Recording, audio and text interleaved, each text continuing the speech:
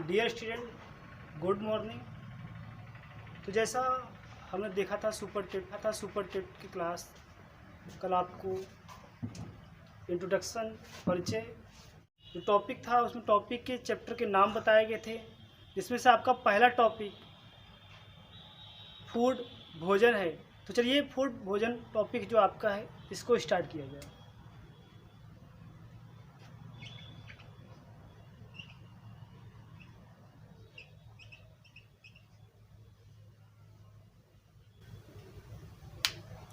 चलिए समझते हैं फूड भोजन किसे कहते हैं। तो हम कह सकते हैं भोजन क्यों ग्रहण करते हैं, बताइए। भोजन वह पदार्थ है जिसकी सहायता से हमको ऊर्जा मिलती है और शरीर की जितने भी जैविक क्रियाएं होती हैं इन्हीं के माध्यम से होते हैं। तो देखिए आपका फूड भोजन ग्रहण करते हैं तो दो रूप में ग्रहण करते हैं, एक सॉलिड के रूप में और एक लिक्विड के रूप में।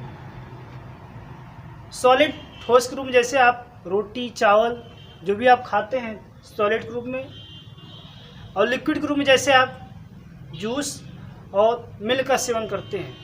तो हम कह सकते हैं भोजन दो रूप में ग्रहण करते हैं, एक सॉलिड के रूप में एक लिक्विड के रूप में। फिर दूसरी बात करते हैं भोजन में पोषक तत्व पाए जाते हैं। भोजन में पोषक तत्व पाए जाते हैं तो देखिएगा कौन कौन से भोजन में पोषक तत्व पाए जाते हैं, जैसे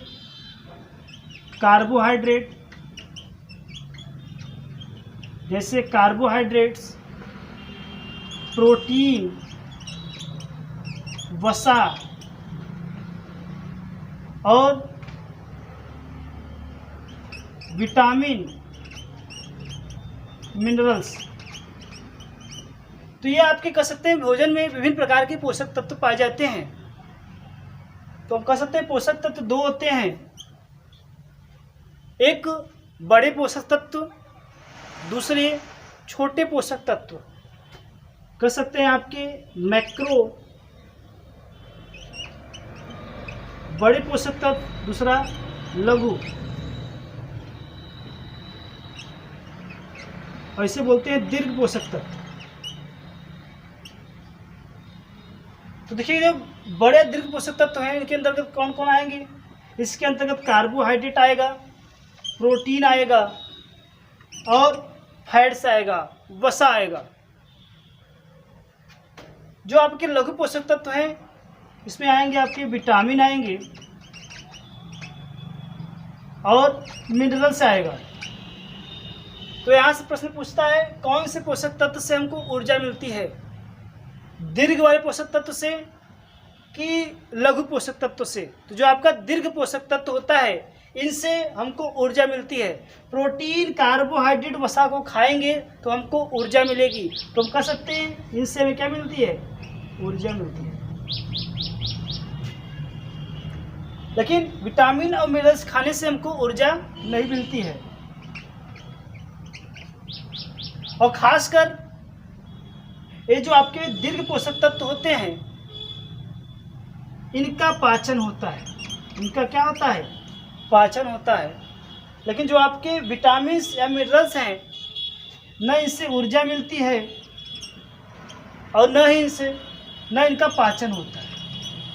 तो ऊर्जा बड़े पोषक तत्व से मिलती है और लघु से न ऊर्जा मिलती है न इनका पाचन होता है। चलिए इसको नोट करिएगा, फिर और इसके बारे में बात करते हैं।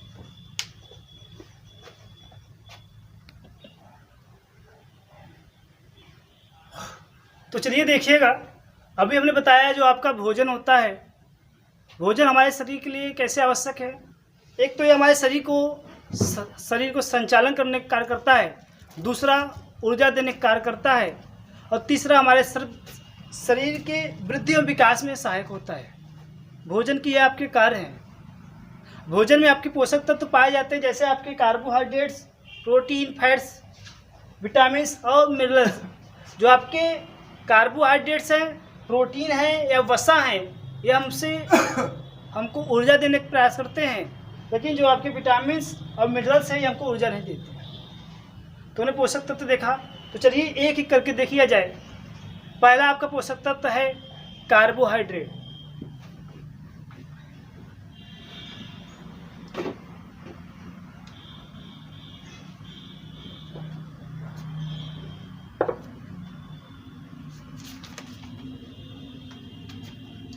तो चलिए देखिएगा कार्बोहाइड्रेट।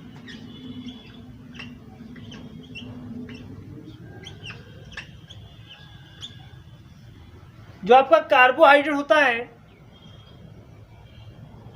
पहले बात करते हैं किसका बना होता है।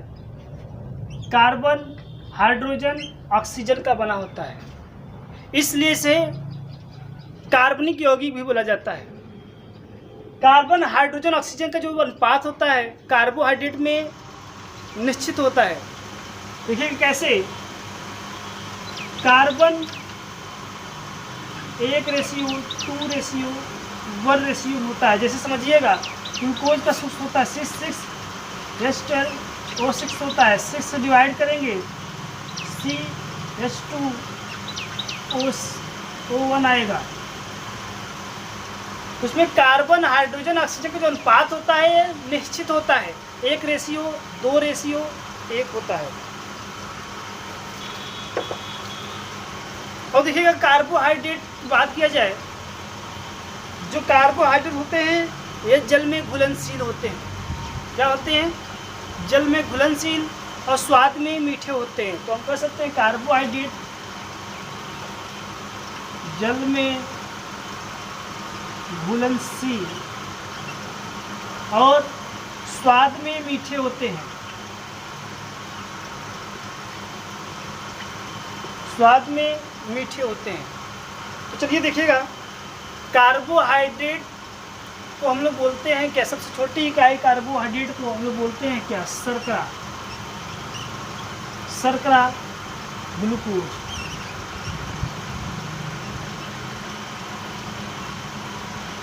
तो शर्करा या ग्लूकोज प्रकार क्या है? प्रकार का कार्बोहाइड्रेट है। तो हम कह सकते हैं सैकराइड के आधार पे कार्बोहाइड्रेट के 3 रूप हैं। तो चलिए इसको देखा जाए, कार्बोहाइड्रेट कितने प्रकार के होते हैं। तो कार्बोहाइड्रेट आपके 3 प्रकार के होते हैं। कौन कौन से? मोनोसेक्राइड, डाइसेक्राइड और पॉलीसेक्राइड। चलिए इसको नोट करिएगा, फिर बात करते हैं आपके कार्बोहाइड्रेट के प्रकार की।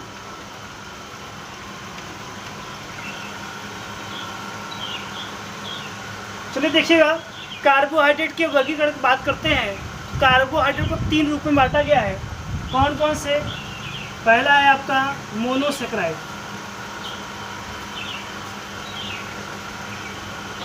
मोनोसेक्राइड है।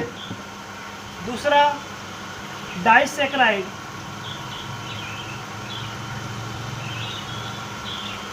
तीसरा पॉलीसेक्राइड।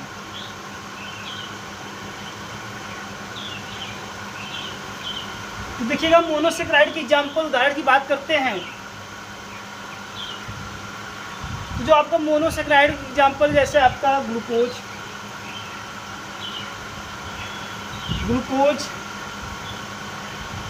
फ्रक्टोज,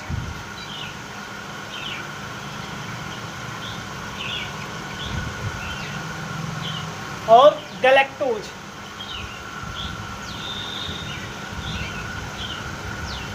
तो समझते हैं जो आपका मोनोसेक्राइड होता है कार्बोहाइड्रेट की सबसे छोटी या सबसे सरल कार्बोहाइड्रेट होता है मोनोसेक्राइड, और यह जल में अपघटित नहीं होता। अर्थ ये है, जल अपघटित होता, जल में कार्बोहाइड्रेट जो आपके ग्लूकोज, फ्रक्टोज, गैलेक्टोज हैं ये टूटते नहीं हैं, इनका जल अपघटन नहीं होता, क्योंकि ये सूक्ष्म रूप से कार्बोहाइड्रेट सबसे छोटी इकाई है। तो बात करते हैं आपको जो मोनोसेक्राइड है, इसमें से सबसे मीठी शर्करा की बात किया जाए, मीठी शर्करा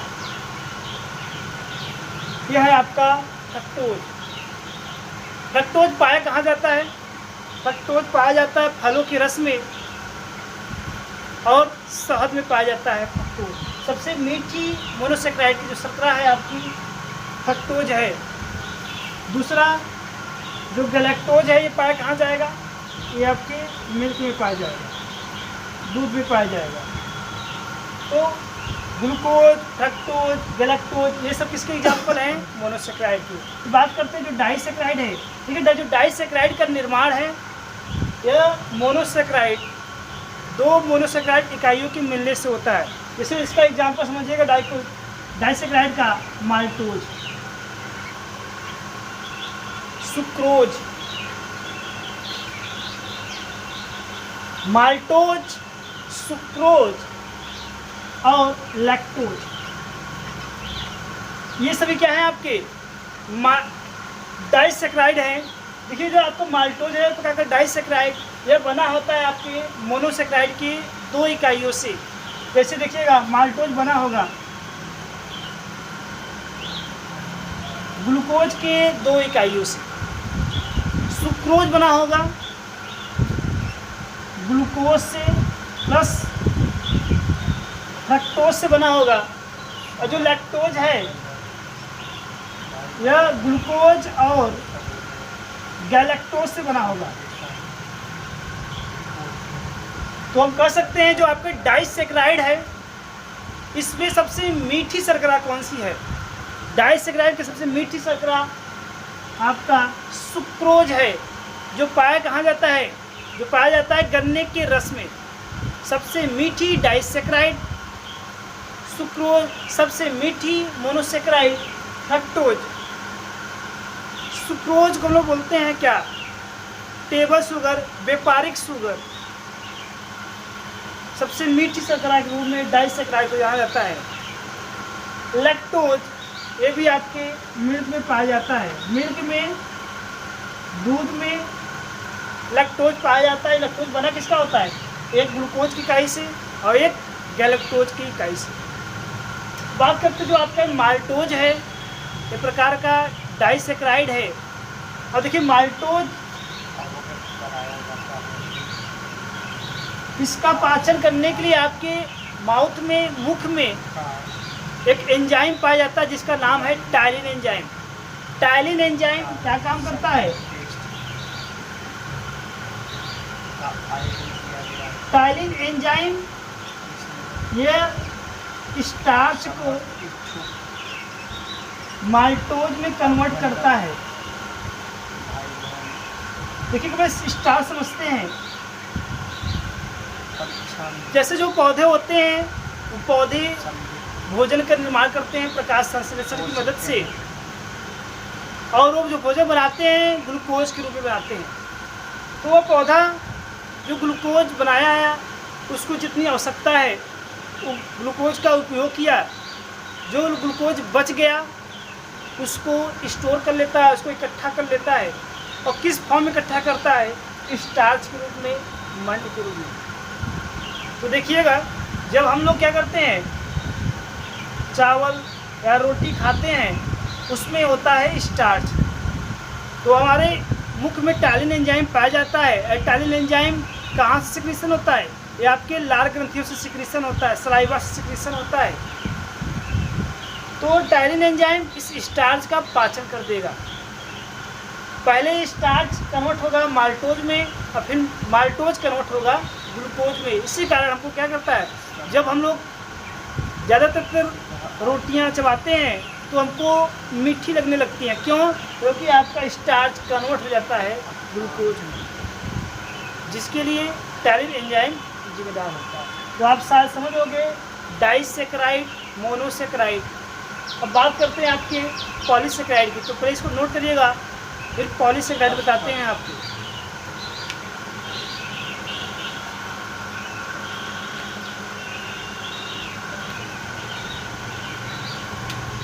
चलिए देखिएगा पॉलीसेक्राइड। देखिए जो पॉलीसेक्राइड का निर्माण है यह मोनोसेक्राइड, डाइसेक्राइड के कई अणुओं से मिलकर होता है। पॉलीसेक्राइड का निर्माण है मोनोसेक्राइड, डाइसेक्राइड के कई अणुओं से मिलकर होता है।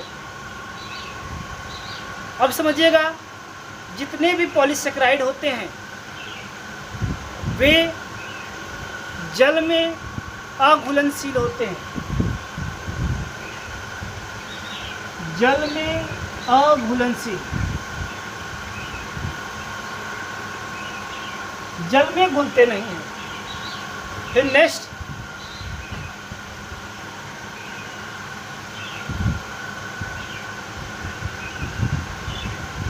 जल में घुलते नहीं हैं।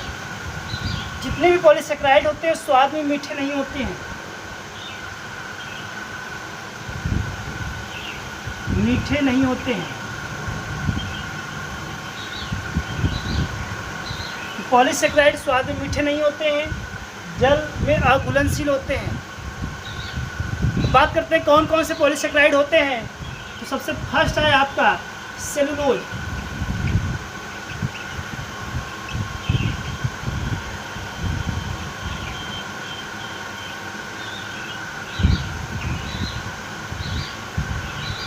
सबसे पहले बात करते हैं सेलुलोज पाया कहाँ जाता है। सेलुलोज पाया जाता है प्लांट में, पौधे में। फिर बात करते हैं पौधे के किस भाग में। पौधे के जो सेल वाल होती है, कोशिका भित्ति, कोशिका भित्ति में यह पाई जाती है। तो पूछ लिया जाए सेलुलोज पाया जाता है प्लांट में कि एनिमल में। सेलुलोज पाया जाता है आपके प्लांट में, और इसकी प्लांट की कोशिका जो होती है कोशिका भित्ति में ये पाया जाता है। जंतुओं में ये नहीं पाया जाता। अगर पूछ लिया जाए जंतुओं में पाया जाता है कि नहीं पाया जाता, जंतुओं में नहीं पाया जाता। और पृथ्वी पर सबसे ज़्यादा कार्बनिक पदार्थ के रूप में सेलुलोज होता है। सबसे ज़्यादा कार्बनिक पदार्थ के रूप में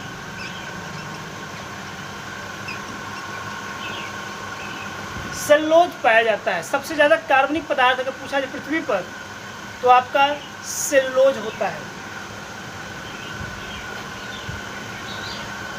देखिए जो सेलुलोज होता है, आप लिप्स पत्तियों की बात करते हैं देखेंगे उसमें धागे जैसी संरचना मिलती है। और सेलुलोज का उपयोग कहाँ किया जाता है। सेलुलोज का उपयोग कागज़ के लुगदी बनाने में, जो आपके पेपर दिखते हैं आपके, ये सेलुलोज के ही बने होते हैं। और कृत्रिम रेशा बनाने में, रेयॉन को बनाने में सेलुलोज का उपयोग किया जाता है। तो हमने सेलुलोज देखा। सेलुलोज प्रकार क्या है। सेलुलोज एक प्रकार का पॉलीसेकेराइड है जो जल में घुलनशील होता है और स्वाद में मीठे नहीं होते। यह सिर्फ प्लांट में पाया जाएगा, और पूरी प्लांट के कोशिका भित्ति में पाया जाएगा। और पृथ्वी पर सबसे ज़्यादा कार्बनिक पदार्थ इसी का। देखिएगा आपके शरीर में सेलुलोज को पाचन करने के लिए एक ग्रंथि पाई जाती है। वो ग्रंथि का नाम है क्या, अपेंडिक्स परिसेसिका। तो जितने भी पहले के जो व्यक्ति होते थे वे सब भोजन को पका के नहीं खाते थे, वो भोजन को डायरेक्ट ही खा जाते थे जिसमें सेलुलोज होता था, और उनके पाचन करने के लिए अपेंडिक्स कार्य करता था। लेकिन जिसे बोलते हैं परिसेसिका, अब अपेंडिक्स का धीरे धीरे उपयोग कम होने लगा, तो ये अब दिन दिन क्या हो जाए विलुप्त होती जा रही है। अपेंडिक्स पाया कहाँ जाता है, जो आपकी बड़ी आंत के पास, बड़ी आंत की जो आपके रेक्टम वाला भाग होता है उसके बगल में पाई जाती है। इसका कार्य क्या होता है, अपेंडिक्स का कार्य सेलुलोज का पाचन करना। अगर कोई भी कच्चा पदार्थ पत्तियां खाते हैं तो उसमें सेलुलोज होती है, उनका पाचन करने के लिए अपेंडिक्स कार्य करता है। तो आपने देख लिया सेलुलोज। अब दूसरी एग्जाम्पल बात करते हैं पॉलीसेकेराइड का ही, स्टार्च जिसे बोलते हैं मंड। चलिए इसको नोट करिएगा। बात करते हैं स्टार्च मंड की। चलिए देखिएगा दूसरा पॉलीसेकेराइड का एग्जाम्पल है स्टार्च मंड। देखिएगा जो स्टार्च या मंड है यह किसका संचित भोजन है। यह है आपका स्टार्च मंड पादपों का संचित भोजन, पादपों का संचित भोजन। तो देखिएगा जो भी प्लांट होते हैं जितने भी ग्लूकोज की आवश्यकता होती है वो ग्लूकोज का उपयोग करते हैं। जो ग्लूकोज बच जाता है उस ग्लूकोज को कन्वर्ट कर देते हैं, बदल देते हैं किसमें, स्टार्च में, मंड में। और स्टार्च भी एक प्रकार का क्या है, पॉलीसेकेराइड है, कार्बोहाइड्रेट का रूप है, और ये स्वाद में मीठे नहीं होते और जल में घुलनशील भी नहीं होते। तो ये पादपों का संचित भोजन है कौन, स्टार्च। और खासकर स्टार्च की संरचना जो होती है कुंडली आकार की होती है।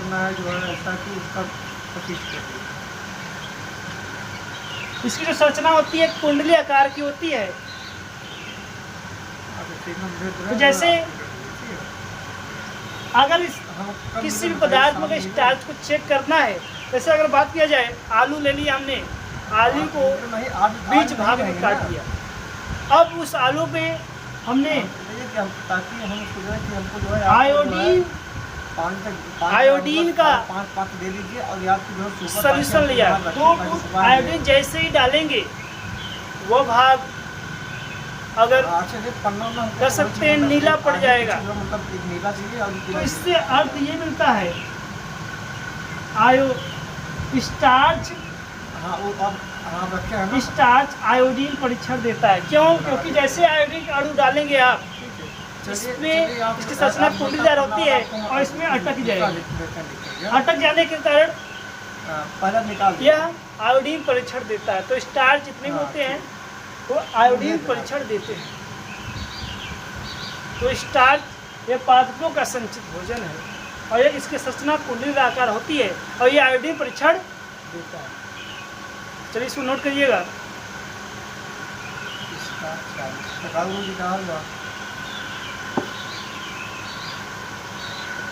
चलिए देखिएगा, थर्ड आपका ग्लाइकोजन है। ना ये नहीं जरूरी नहीं है,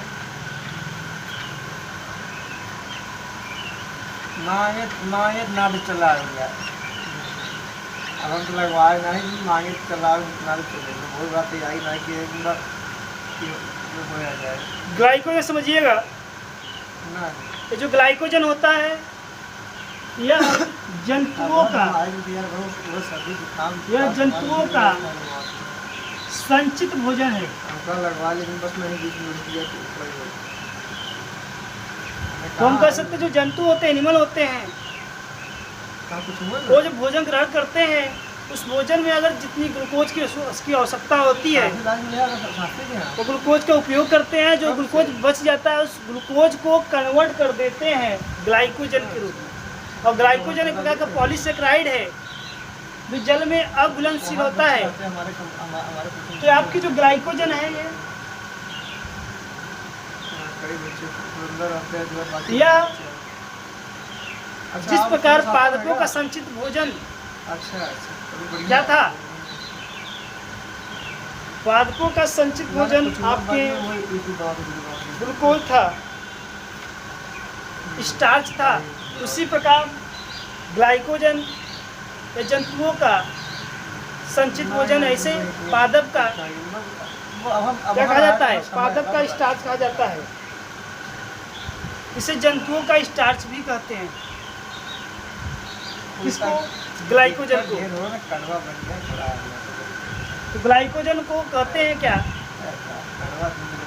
ग्लाइकोजन कहा जाता है ये जंतुओं का स्टार्च। और खास कर समझिएगा ग्लाइकोजन स्टोर कहाँ होता है, ग्लाइकोजन स्टोर होता है आपके यकृत में। यकृत में और मांसपेशियों में यह स्टोर होता है। कौन, ग्लाइकोजन। और खासकर जो ग्लाइकोजन होता है यह कवकों का भी संचित भोजन है। कवकों का भी संचित भोजन ग्लाइकोजन ही होता है। तो हमारे मांसपेशियों में सुचारू रूप से कार्य करने के लिए ग्लाइकोजन ही आवश्यकता होती है। तो इसको लोग ग्लाइकोजन की बात करते हैं आपसे इंसुलिन की।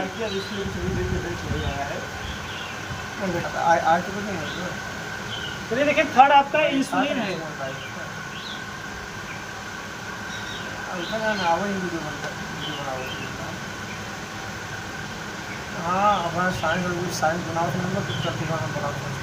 देखिएगा, इंसुलिन एक प्रकार का हार्मोन्स है जो प्रोटीनस नेचर का होता है।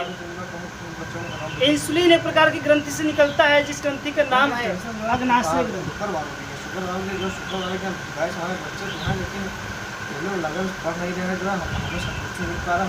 अग्नाशय ग्रंथियों से इंसुलिन इंसुलिन निकलता है। देखिए अग्नाशय ग्रंथियां से, वो भी किस सेल से? बीटा सेल से। बीटा कोशिकाओं से इंसुलिन निकलता है। हाँ, तब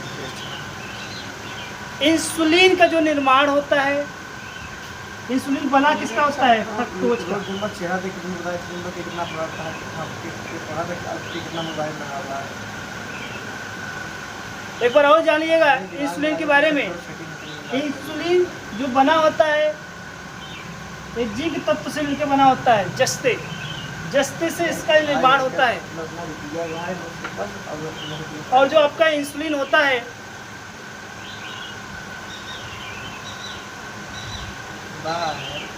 यह प्रोटीनियस नेचर का होता है। प्रोटीनियस नेचर का होता है, प्रोटीन होता है ये।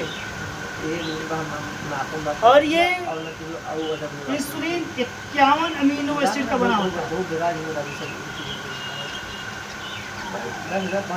इंसुलिन 51 अमीनो एसिड में क्या होता है? आपको पता होता है एक प्रोटीन के निर्माण करने के लिए 20 अमीनो एसिड, जो कह सकते हैं 51 अमीनो एसिड मिलकर इंसुलिन का निर्माण करते हैं। इंसुलिन प्रकार का हार्मोन से जो अग्नाशय ग्रंथि की बीटा कोशिका से निकलता है। इसका कार्य की बात करते हैं। इंसुलिन कार्य क्या करता है हमारे शरीर में? इंसुलिन कार्य करता है हमारे शरीर में रक्त में ग्लूकोज लेवल को नियंत्रित करना। ब्लड में ग्लूकोज लेवल न बढ़ पाए, इसके लिए इंसुलिन हार्मोन क्या करता है? इसको ब्लड में, रक्त में ग्लूकोज लेवल को नियंत्रित करने का काम करता है। अगर इंसुलिन की कमी हो जाए तो एक रोग होता है जिसे बोलते हैं डायबिटीज रोग। और डायबिटीज रोग में इंसुलिन निकलना बंद